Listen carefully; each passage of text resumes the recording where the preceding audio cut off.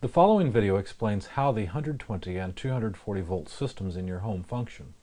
As you watch, think about how the 120 volt leg, or the hot wire, and neutral are connected to outlets.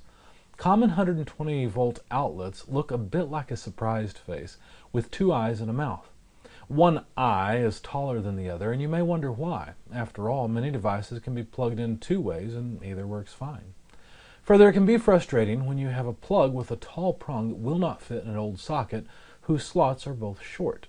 There's actually a very good reason for the slot height difference.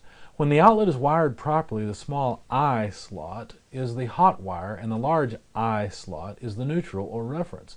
The mouth is ground and is actually connected to the neutral wire at the breaker box. Remember, you learned about potential in a previous video. The hot wire's electric potential cycles above and below the neutral wire 60 times per second. There are actually two hot wires coming into your home, and they are 180 degrees out of phase with one another. Your electric stove, clothes dryer, air conditioner, and water heater typically require 240 volt current and utilize both 120 volt phases to obtain 240 volts. When both phases fail, your house electricity will black out. But sometimes one phase will fail while the other continues working. When this happens, some items in your home will work and some will not. Typically, some rooms will have lights because they are connected to the active phase, but the other rooms will not because they are connected to the dead phase. The 240 volt devices in your home will either work at a reduced level of functionality or, more often, will exhibit strange behavior.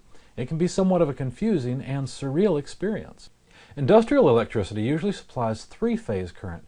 You can still get single-phase 120 volt AC from these systems between one phase and neutral, but if you use two hot wires of a three-phase system, you get 208 volts instead of 240 volts.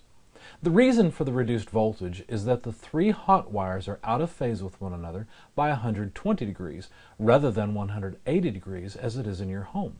Many devices require DC rather than AC to operate, so it is common to have converters either built into the electronic devices or as a power converter connected to the device. Whether you are dealing with AC or DC, you must grasp the concept that measuring voltage means measuring a voltage difference.